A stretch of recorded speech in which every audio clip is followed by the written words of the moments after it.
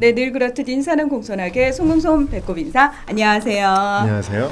위클리벳 황당무겜 황당한 문화나의 개소리. 안녕하세요, 문희정입니다. 안녕하세요, 이학범입니다. 네, 학범 대표가 오늘따라 힘이 없게 느껴져요. 네. 제 기분 탓일까요? 네.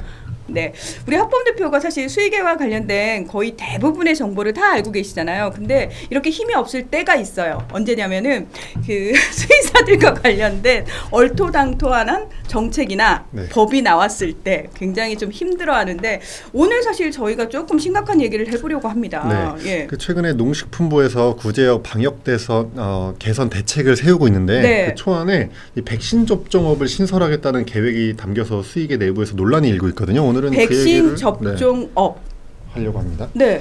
이게 뭐냐면 지금 이제 구제역 같은 경우에는 이제 농가가 백신 접종을 한단 말이죠. 그렇죠. 우리가 이제 구제역 방역 대책 중에 하나가 백신 접종 대책을 우리가 쓰고 있잖아요.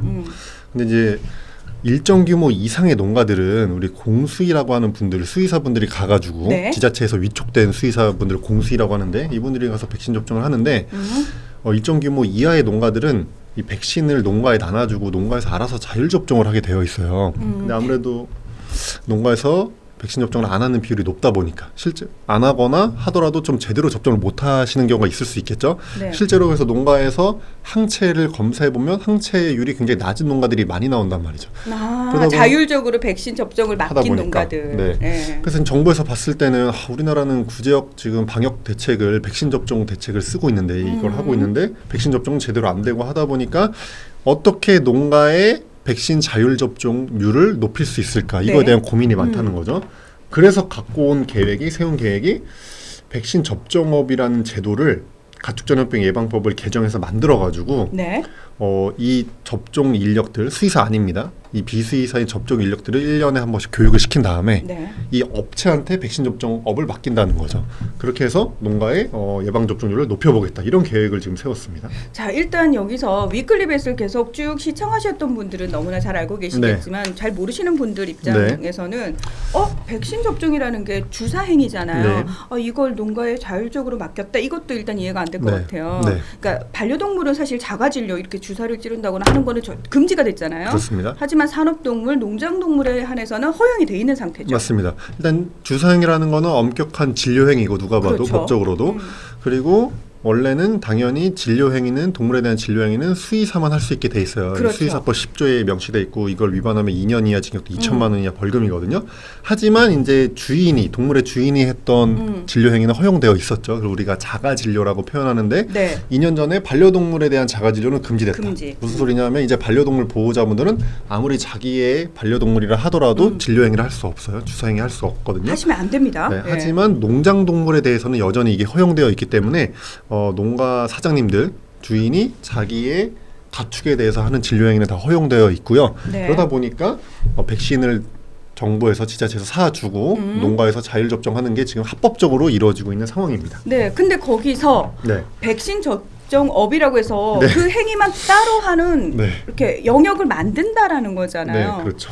그러면은 얼핏 생각할 때 법적으로 수의사 아니면 농장주에게만 허용된 네. 자가진료의 부분이 백신 접종업을 가진, 그러니까 그 사람들한테는 또 허용이 된다는 얘기죠. 더 넓어지는 거죠. 정확히 보셨는데 네. 아무래도 농가의 어떤 규모에 따라서 이걸 다 할 수 없는 여건이 있을 수 있어요. 그래서 이런 계획이 세워진 취지는 저는 이해는 합니다.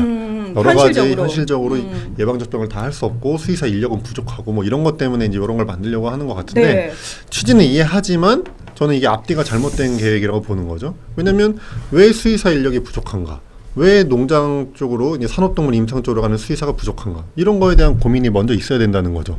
지금 농장동물에 대한 자가진료가 허용되어 있어서 수의사가 아니어도 농장 주인이 어떤 진료도 다 할 수 있는 이런 상황에서 또 수의사 처방제가 제대로 정착이 안 돼갖고 농가 사장님들이 약을 마음껏 사서 지금 할 수 있는 상황에서 이런 상황에서 어떤 수의사가 이쪽으로 가냐는 말이에요. 이걸 해결해주고 수의사들이 자발적으로 원해서 이쪽으로 가서 수의사들이 활동할 수 있게 해줘야 이런 문제가 근본적으로 해결이 되지. 이런 근본적인 문제는 그냥 두고 지금 수의사 인력이 부족하고 예방접종은 하긴 해야 되고 하니까 백신 접종업을 만들겠다?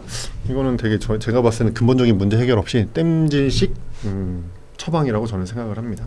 저는 솔직히 말씀드리면 이런 네. 표현 어떨지 모르겠는데 전형적인 공무원식 행정이 아닌가. 예, 그냥 일단 현상이 발생했네.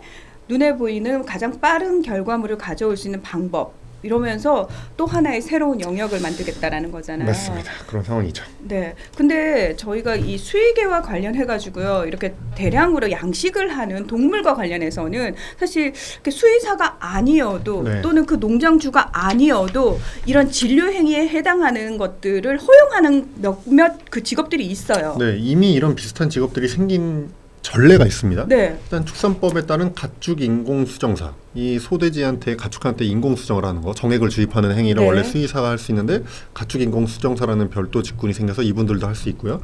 또 가축전염병 예방법에 따른 가축 방역사, 뭐 이분들은 이제 가축 방역관이라고 하는 수의사 공무원들의 지도 감독 아래에서만 하게 돼 있긴 하지만 네. 방역 활동들을 할 수 있어요. 지도 행위도 할 수 있고 치료 채취 행위도 할 수 있고.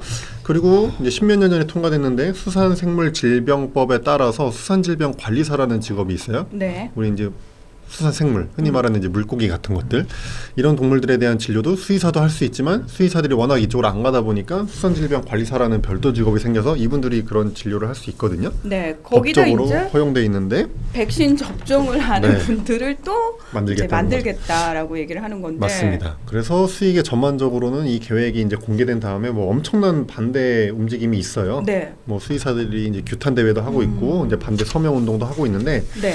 최근에 인천시 수의사회에서 이제 반대 궐기 대회를 했거든요. 당시 나온 얘기들은 갑자기 백신 접종업을 거론하는 농식품부에게 뒤통수를 맞은 느낌이다.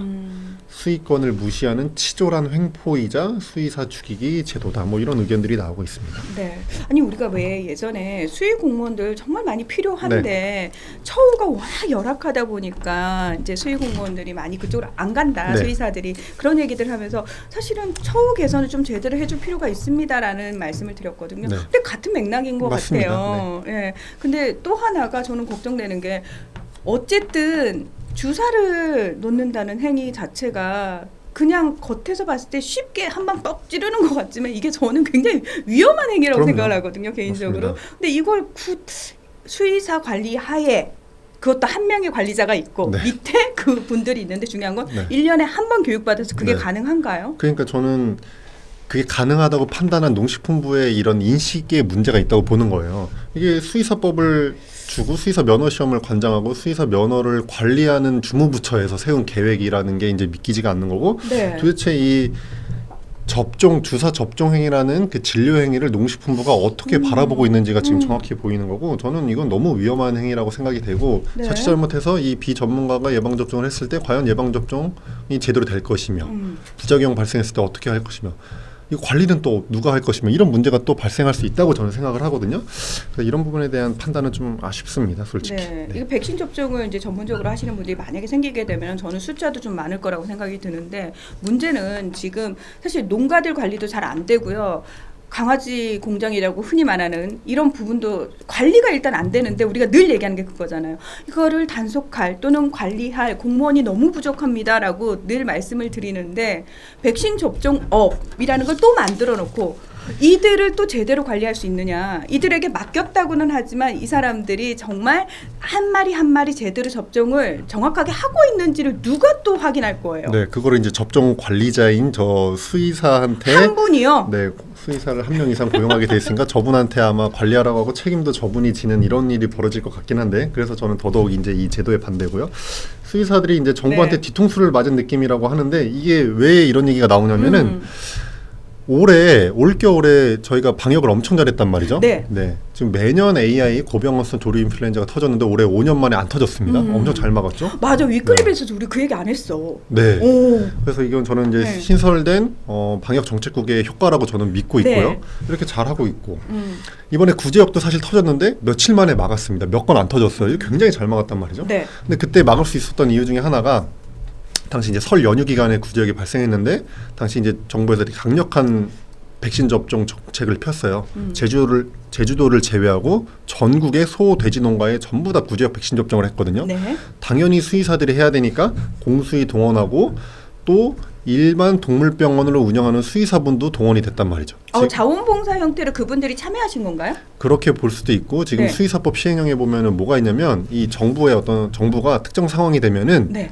수의사들을 동원할 수 있게 되어 있어요. 동원 명령을 내릴 수 있게 되어 있고 심지어 동물병원의 기구랑 시설까지도 동원할 수 있는 그런 수의사법에 그런 조항이 있거든요. 그럼 국가가 동원 명령을 내리면은 수의사 수의사들은 가야 선생님들이 됩니다. 가야 됩니다. 동원 명령이 내려지면.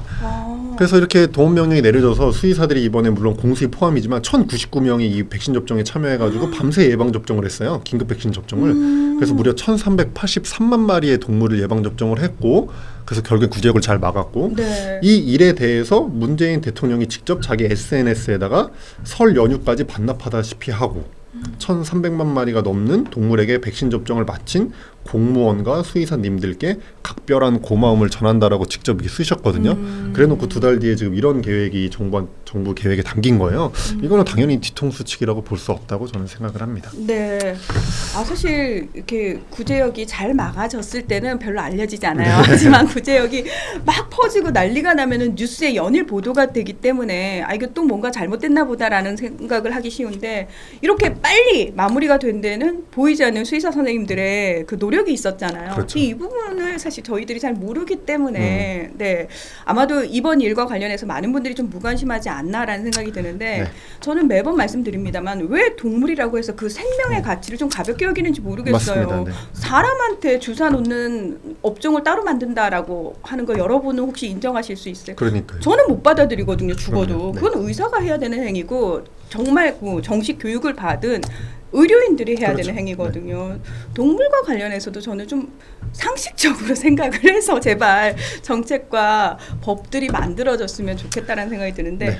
이 법은 이 정책은 없었던 게 됐습니다라는 소식을 저희가 좀 전해드릴 수 있었으면 좋겠어요. 그러려면 어떤 노력들을 해야 될까요? 일단 정부가 이걸 추진할지 않을지 아직 몰라요. 이게 초안에 네. 그냥 잠깐 담겼던 내용이어서 일단 지켜봐야 될 것 같고, 이제 어쨌든 이거 추진하게 되면 가축전염병 예방법 법 개정을 통해서 추진할 계획을 세웠었기 때문에 이제 아마 법을 정부 발의를 할 것 같고, 네. 그럼 일단 국회에서 이거를 막아야 될 것 같고요. 일단 발의되는지 안 되는지 좀 지켜보셔야 될 것 같습니다. 네, 근데 일단 관심은 놓치지 말아야 될 것 같고요. 그리고 동물과 관련해서 저희가 늘 말씀드립니다만 법이 한번 만들어지면은 바꾸기가 없애기가 너무 어렵습니다. 그래서 만들어지기 전부터 꼼꼼하게 좀 따질 필요가 있을 것 같습니다. 자, 오늘 위클리 벳은 여기서 마무리하겠습니다. 함께해 주셔서 고맙습니다. 감사합니다.